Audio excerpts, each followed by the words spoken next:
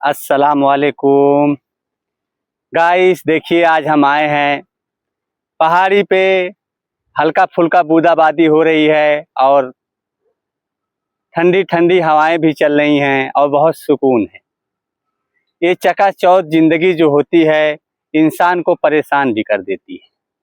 कमाने धमाने के चक्कर में आदमी जो है परेशान हो जाता है, इतना ज़्यादा दुनिया में खो जाता है कि उसे ऐशो आराम सुकून पता नहीं चलता किसे कहते हैं।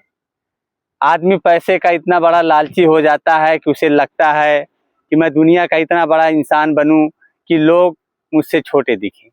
लेकिन ये मुमकिन नहीं। कोशिश तो हर कोई करता है, हम भी करते हैं, आप भी करते हैं, लेकिन इतना भी बड़ा मत बनो कि आप अपने पीछे अपने सुकून चैन को खो दो। हमेशा अल्लाह ताला से इतनी रोजी मांगनी चाहिए ताकि इज्जत आबरू के साथ ज़िंदगी गुजर हो सके, बसर हो सके, और जिसका लेन देन है और जो भी छोटे छोटे मसले हैं वो आसानी से पूरे हो सकें। इतनी चाहत होनी चाहिए।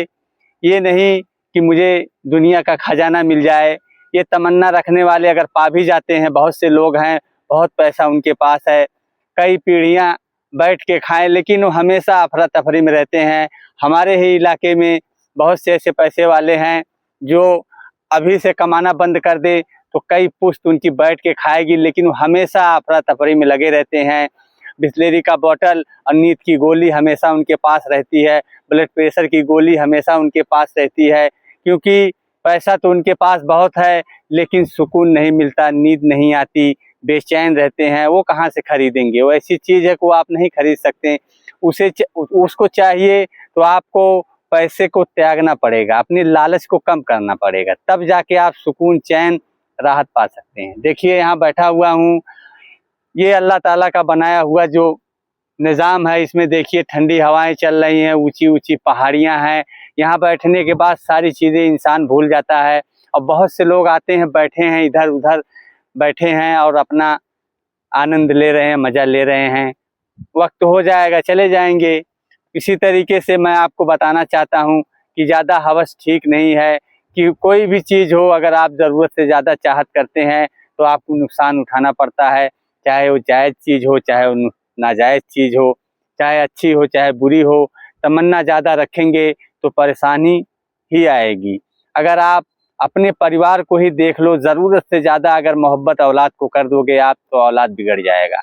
औलाद को कहा गया है एक दरमियानी मोहब्बत करना और उसकी देख रेख किस तरीके से करना है। अगर आप किसान हो तो आपको मालूम होगा, मिर्चा की खेती होती है, गांव में ज़्यादातर होती है। मिर्चा इतना नाजुक होता है, जो मोटा वाला लाल मिर्च होता है इतना नाजुक होता है, अगर उसको टाइम टाइम से दवा और कीटनाशक ना दिया जाए तो वो ख़त्म हो जाती है उसकी खेती और वो किसान परेशान हो जाता है। थोड़ी सी लापरवाही से उसकी पूरी मेहनत खत्म हो जाती है। उसी तरीके से औलाद है। औलाद को माँ के गोश्त से लेके जब तक वो होश ना संभाल ले, जब तक वो सही तरीके से अपनी ज़िंदगी को गुजारे ना, तब तक उसका ख्याल रखना है, उसकी देख रेख करना है, उसकी परवरिश में कोई दिक्कत ना हो। ज़रूरी नहीं कि आप अच्छे से अच्छा कपड़ा पहना दो, अच्छे से अच्छा खाना खिला दो, ये ज़रूरी नहीं है। बहुत से लोग हैं जो गुर्बत में ज़िंदगी गुजारते हैं, लेकिन उनकी औलादें आने वाले टाइम पे उनका नाम रोशन करती हैं, उन्हें जो है वो इज्जत दिलाती हैं, जो इज्जत का वो कभी ख्वाब देखते हैं। तो ये नामुमकिन नहीं है। सारी चीज़ परवरिश पे होती है। सुकून चैन जब आपको अल्लाह के ऊपर भरोसा रहेगा और तवक्कल करके आप दरमियानी चाल चलेंगे, तब आप कामयाब हो जाएंगे। जब चाहत किसी चीज़ की ज़्यादा बढ़ जाएगी, हवस किसी चीज़ की ज़्यादा बढ़ जाएगी, दुनिया की हवस ज़्यादा बढ़ जाएगी, तो आप परेशान हो जाएंगे।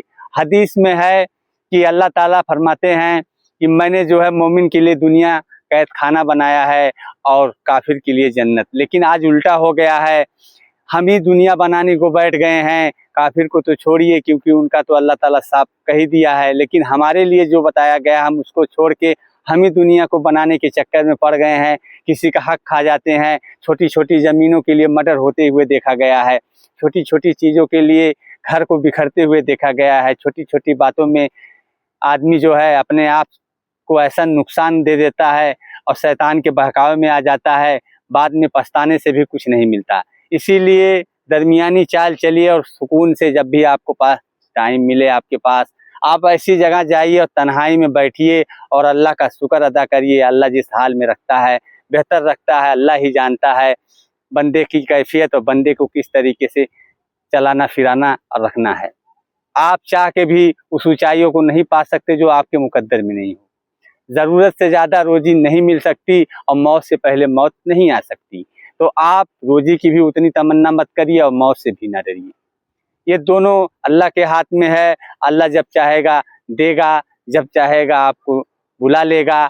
ये अल्लाह के हाथ में है। तो जो कुदरत की चीज़ होती है उसमें छेड़खानी नहीं करनी चाहिए। बस दरमियानी तरीके से अपनी ज़िंदगी को अच्छे तरीके से गुजारने की कोशिश करिए और अल्लाह ताला हमें भी और आपको भी सही तरीके से चलने फिरने की, रहने सहने की तौफीक अता फरमाए। आमीन।